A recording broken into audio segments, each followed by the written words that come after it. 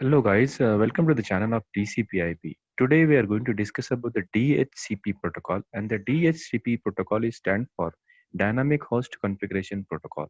Here we are going to discuss about the DHCP background, then previous protocols, what are the protocols available were there, then DHCP, how it works and their benefits. Then we'll discuss the header format of the DHCP, and then discuss the transition diagram. So let's start with the topics.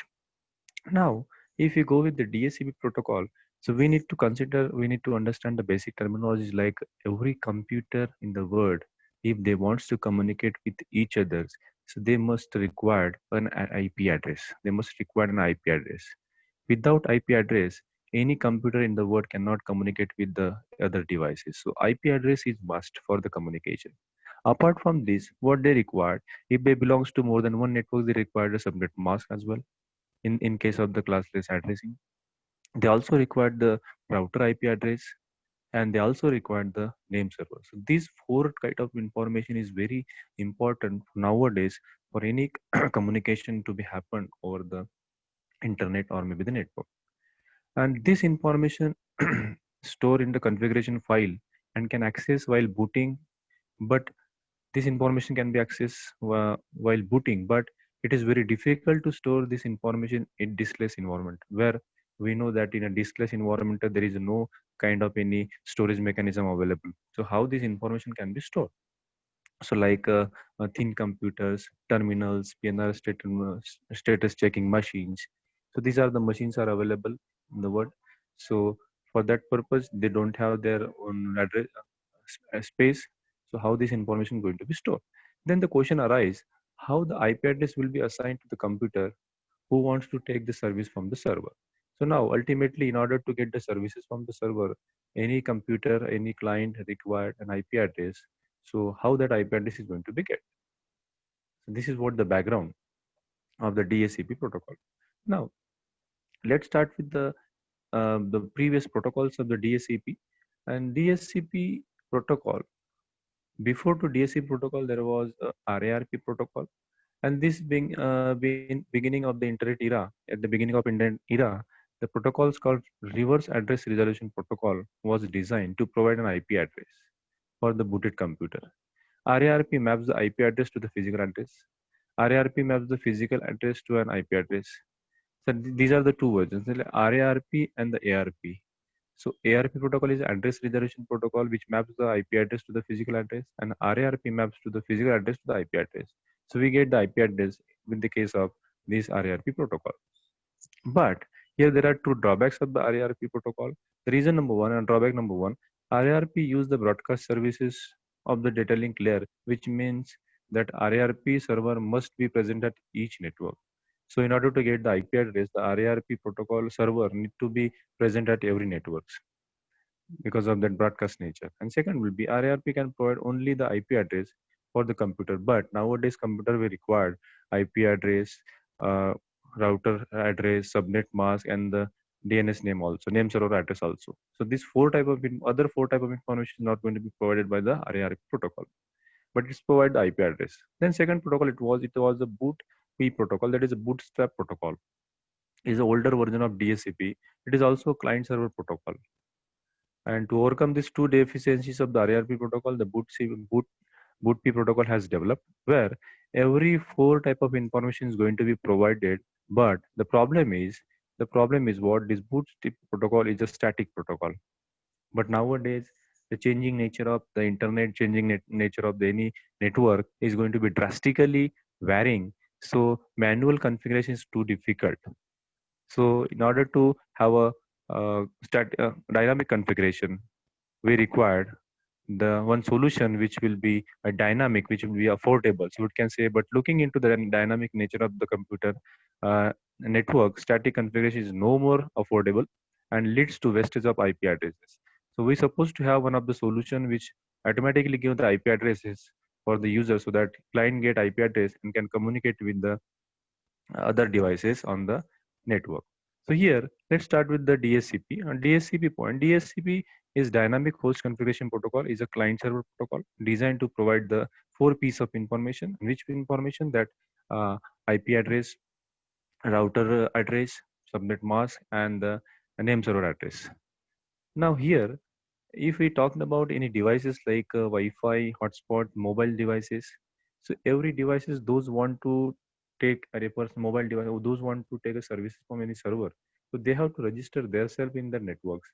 So one supposed to be there like a DSCP server, so that DSCP server can give an IP address, and that client can get the services from that network. So network administrator establish the DSCP server that maintain the TCP/IP configuration information and provide the addresses configuration to the DSCP enabled clients in the form of lease offer. So generally they have lease offer to 1 hour period lease offers. It maintained the valid IP addresses pool for assigning to the client as well as an excluding addresses. Generally, what happened in a DSCP protocol? DSCP protocol having a set of some IP addresses. Let's say if we go with the static configuration, so static configuration is going to be very wasteful of IP addresses, but DSCP is what dynamically assigning the IP addresses to the one who has requested that particular server for related with the IP address. So out of available pool of addresses, one of the IP address is going to be assigned, and other can be kept as a what we can dummy as, and whenever the request came, that time it is going to be assigned. The process, generally there are 3 to 4 step processes available. DSCP server issue the passive open command. Whenever there is a DSCP server available, a DSCP server always in a vigilance mode, always a search for the any request will come from client side, and I will provide them. So DSCP server issue and passive open command on the UDP port number 67 and waits for the client, and that request is what DSCP request. Then a booted client issue an active open command on the port number 68, UDP port number 68. The message is encapsulated in the UDP user datagram using the destination port number 67 at the source port number 68. So this is what the second step. Then server respond with either a broadcast or a unicast, but generally it is unicast message using the UDP port number 67 and destination port number 68 as a reverse to previous one. The response can be unicast because server knows the IP address of the client, and that is what the DSCP requires. DSCP response. The DSCP response is sent by the server to the client when the client have made the request, the DSCP request to get an IP address. The server reply. And if the server is on different networks, so there can be 2 categories. DSCP server can be on uh, on one network or maybe on the different network. So if the DSCP server on another network, that time relay agent takes place a role. Relay agent, and then relay agent will carry the request of client and can send to the another network. And that time that relay agent will request to the DSCP server, and DSCP server will give the IP address, and that IP address will be bring back to the computer, and the computer can get the IP address. So this is way in this way that process happens, steps happen. Then there will be configuration. Generally in DSCP protocol and DSCP mechanism, here has been devised to provide the static and dynamic address allocation. In the first one, static IP, static allocation, statically bind the physical address with the IP address. Generally, what happens, we have a pool of addresses, and that pool of addresses is going to be mapped with the bootable file, and where the physical address and the logical addresses are available. Okay, and this is going to be done with the bootp protocol. The second configuration is the dynamic configuration. Here the database with the pool of addresses is available. Then if first of all, we first check in a static database. If not in the pool of the database where the IP address is unused, so first of all we check in a database whether the IP address is available. And if the IP address is available, let's say this MAC address with the IP address is mapped, and that IP address can be given to that particular computer. If but it's not in available, so where it unused. So this is going to be available. This is going to be provided in this way. The IP address can be provided. So they select the IP address from the pool of IP addresses range, and that will be assigned to the one client. Then there are some benefits of the DSCP. The very first is a reliable IP address configuration. As we know, the DSCP minimize the configuration errors caused by manual IP addressing. It is a dynamic protocol. They once they set up this DSCP server, so automatically things are going to be carried out. So it is going to be reliable for IP address configuration. So we cannot say that this IP address is assigned to that one assigned to that one, etc., etc. Second will be the efficient handling of the IP addresses. because changes of the client that must be updated frequently, because every client cannot be pertained for a day long. So they generally comes for the half an hour, 1 hour, 2 or 3 hours. So generally the nature of client is what the changing nature. So out of that scenario, the updations required fastly, so that is required dynamically. In that case, it is going to be efficiently handled because the devices are portable devices and they move different location on the wireless network. So it is efficient handling of IP addresses with the available pool of IP addresses. So third will be reduce network administrative work. Once the network admin had configured the DHCP server, they need not to look into the matter. Only automatically the request comes from the client and automatically all the things will be assigned. Then the forwarding of initial DHCP message by using the DHCP relay agent, which eliminated the need for the DHCP server cost. So if we have a relay agent, so we need not to maintain the server at every DHCP server at every network. So relay agent reduce the cost of uh, server cost on of DHCP server, maintaining a DHCP server. So these are the benefits of the DHCP server. Then, but we have a header format. Every protocol comprises of their own header format, and the header format they carry some kind of information, like they have a different fields. So same as here, there is a first field is operational code, and this operation code is what two types, whether it is request or reply. So if it is a client, it is going to be set as a 1, and it is reply from the server, it is going to be a 2. Then hardware type, this is what the 8-bit field which define that the type of physical hardware. And generally what we are using nowadays, we are using the ethernet, which value is whose value is what the 1. So it's going to be set as a 1. Then hardware length. The hardware length is what again 8-bit, which define the length of physical address in the byte. For example, Ethernet, we have a 6 value. We have a 6 value. Number of hop counts. What is the hop count? Let's say this is what the 8-bit field defining the maximum number of hops that packet can travel.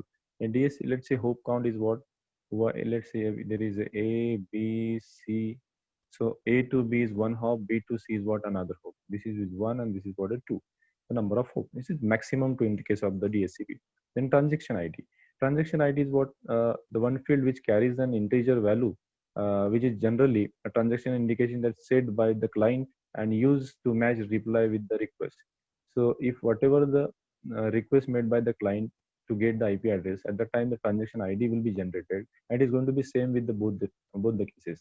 Once the like a banking transaction, once the banking transaction has initiated, they have some random number that is pursued till the transaction completed. So this is transaction number of second. So here it is the 16-bit field that indicate that number of second elapsed since the time of the client started booting. So at the time of started booting by the of the client, it is going to be started. That count is what the number of uh, seconds. So this is going to be what the response time and etc etc. The next field will be flag field. Flag field is generally 16-bit field which can only the leftmost bit is used, and say rest of the field will be 0. So out of the available 16 bit, only one bit is going to be used, that is what leftmost bit, and other thing what all thing will be 000. Okay, and this one field is indicating if it is 0, then it is unicast, and if it is 1, that is what broadcast. Okay, out of this available, so last one is going to be important. In client IP address, this is the 4 byte, as we have the IP version 4 byte 4 octet information. And if generally client does not have this information, because first time the client requesting for the IP address, this will be generally blank. Okay, first time. If it is they have IP address, they can put it. Your IP address, this is what 4 byte field that contain the client IP address. It is filled by the server as a reply to the message. Then server IP address, it is again 4 byte field containing the server IP address and filled by the server in the reply message. Gateway IP address, this is again the 4 byte field filled by the field contain the IP address of the router. So this is very important because we know that the router in IP address is also required. This is filled by the server in the reply message. The client hardware address, this is again the hardware address of the client, generally of what 48 bit. Then server name, this is the 64 byte field that optionally filled by the server in the reply message. It contains the null termination string consisting of domain name of the server. So as we know, the domain name is also required. So this field is also available in DHCP format.